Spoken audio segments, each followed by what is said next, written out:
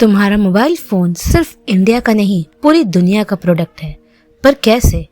इस वीडियो के एंड तक तुम ग्लोबलाइजेशन को कभी नहीं भूलोगे। What is globalisation?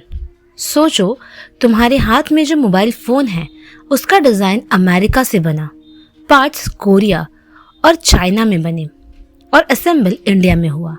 ये सब पॉसिबल होता है ग्लोबलाइजेशन की वजह से। ग्लोबलाइजेशन का मतलब होता है पूरी दुनिया का एक दूसरे से जुड़ जाना। जब अलग अलग कंट्रीज के लोग, कंपनीज, मार्केट, टेक्नोलॉजी और कल्चर आपस में कनेक्ट हो जाते हैं तब उसे ग्लोबलाइजेशन कहते हैं। इससे चीज़ें सस्ती होती हैं, क्वालिटी अच्छी होती है और हमें दुनिया भर के प्रोडक्ट्स आसानी से मिल जाते हैं। मतलब आज हम सिर्फ अपने देश तक लिमिटेड नहीं हैं, बल्कि पूरी दुनिया हमारी मार्केट बन चुकी है। How did globalisation start? Globalisation अचानक शुरू नहीं हुआ। इसके पीछे 3 सबसे बड़े कारण हैं। फर्स्ट, टेक्नोलॉजी, दूसरा है ट्रांसपोर्ट और थर्ड है कम्युनिकेशन। पहले सामान भेजना मुश्किल था, पर अब शिप्स, एरोप्लेन्स और फास्ट ट्रांसपोर्ट के कारण चीज़ें जल्दी पहुंच जाती हैं। इंटरनेट और मोबाइल ने दुनिया को एक क्लिक में जोड़ दिया। अब कंपनीज इजीली दूसरे देशों में अपना बिजनेस फैला सकती हैं। इस तरह धीरे धीरे दुनिया एक ग्लोबल विलेज बन गई। Role of MNCs in globalisation. बच्चों, एमएनसीज यानी मल्टीनेशनल कंपनीज वो कंपनीज होती हैं जो एक से ज्यादा देशों में काम करती है, जैसे Coca Cola, Nike, Samsung, Apple. ये कंपनीज रॉ मटेरियल एक कंट्री से लेती हैं, फैक्ट्री दूसरी कंट्री में लगाती हैं और प्रोडक्ट तीसरी कंट्री में बेचती हैं। इससे सस्ता प्रोडक्शन होता है और कंपनीज को ज्यादा प्रॉफिट मिलता है।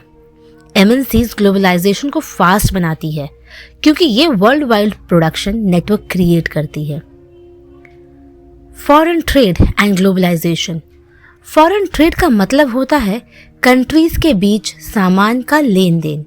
जब इंडिया अपना राइस, टी, क्लोथ्स या सॉफ्टवेयर दूसरे देशों को बेचता है और वहां से मशीन्स, इलेक्ट्रॉनिक्स या ऑयल मंगवाता है तो इसे फॉरेन ट्रेड कहते हैं। ये ट्रेड ग्लोबलाइजेशन को बढ़ाता है क्योंकि इससे कंट्रीज एक दूसरे पर डिपेंड हो जाती हैं। जितना ज्यादा ट्रेड उतना ज्यादा global connection. Liberalisation and Indian economy. 1991 से पहले इंडिया में फॉरेन कंपनीज को काम करने की ज्यादा परमिशन नहीं थी, पर 1991 में गवर्नमेंट ने लिबरलाइजेशन पॉलिसी लाई, जिसमें रूल्स को इजी बनाया गया। इससे फॉरेन कंपनीज इंडिया में आई, कंपटीशन बढ़ा, नए जॉब्स बने और प्रोडक्ट्स की क्वालिटी इंप्रूव हुई। मतलब लिबरलाइजेशन ने इंडिया को ग्लोबल मार्केट से डायरेक्टली जोड़ दिया। Impact of globalisation on consumers. Globalisation का सबसे बड़ा फायदा कंज्यूमर्स को मिलता है। आज हमारे पास वैरायटी है, चीप भी, ब्रांडेड भी। पहले एक ही टाइप का सामान मिलता था, पर आज हम मल्टीपल ब्रांड्स, बेटर क्वालिटी और सस्ते ऑप्शंस हम लोग के लिए अवेलेबल हैं। इससे कंज्यूमर्स को चॉइस मिलती है और उनका लाइफस्टाइल इंप्रूव होता है।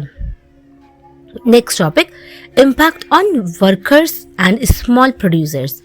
ग्लोबलाइजेशन के फायदे और नुकसान दोनों ही हैं।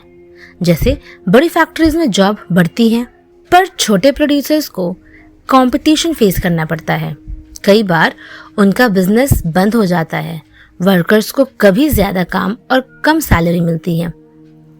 इसलिए ग्लोबलाइजेशन सबके लिए इक्वल बेनिफिट नहीं लाता। Next, challenges and conclusion of globalisation. Globalisation के साथ चैलेंजेस भी आते हैं। इनइक्वालिटीज, स्मॉल बिजनेसेस का लॉस, जॉब इनसिक्योरिटी। इसीलिए ज़रूरी है कि गवर्नमेंट ऐसे रूल्स बनाए जिससे सबको बेनिफिट मिले, सिर्फ बड़ी कंपनीज को नहीं। अगर ग्लोबलाइजेशन को सही तरीके से मैनेज किया जाए तो ये डेवलपमेंट का सबसे पावरफुल टूल बन सकता है।